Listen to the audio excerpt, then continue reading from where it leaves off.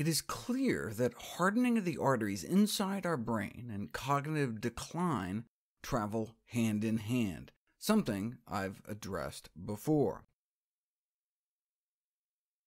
However, the independent association of Alzheimer's with multiple atherosclerotic vascular disease risk factors suggests that cholesterol is not the sole culprit in dementia. One of the most consistent findings is elevated levels of blood pressure in midlife, meaning ages 40 through 60, is associated with elevated risk of cognitive impairment and Alzheimer's dementia later in life. In fact, even more so than having the so-called Alzheimer's gene. The normal arterial tree, all the blood vessels in the brain, is designed as both a conduit and cushion. But when the artery walls become stiffened, every time our heart pumps blood up into our brain, the pressure from the pulse can damage small vessels in our brains.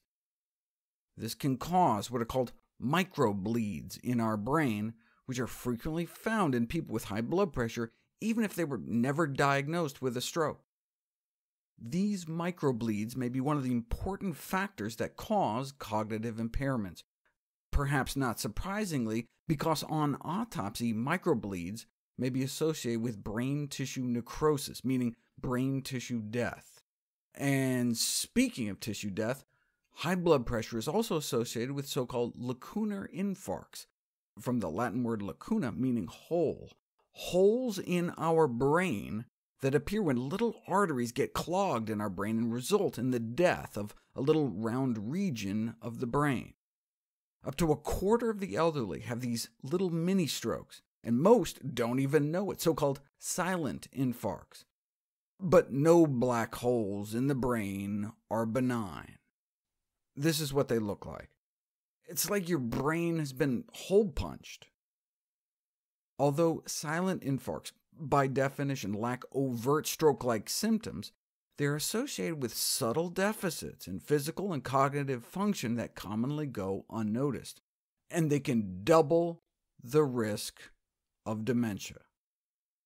That's one of the ways high blood pressure is linked to dementia.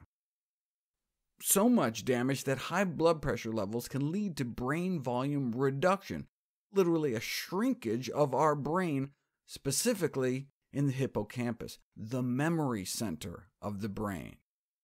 This helps explain how high blood pressure can be involved in the development of Alzheimer's disease. One can actually visualize the little arteries in the back of our eyes using an ophthalmoscope, providing a non-invasive window to study the health of one's intracranial arteries, the little vessels inside our head. The researchers found a significant association between arterial disease and brain shrinkage on MRI.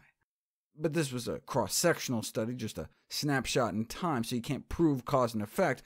What you need is a prospective study following people over time, and so that's what they did. Over a 10-year period, those with signs of arterial disease were twice as likely to suffer a significant loss of brain tissue volume over time.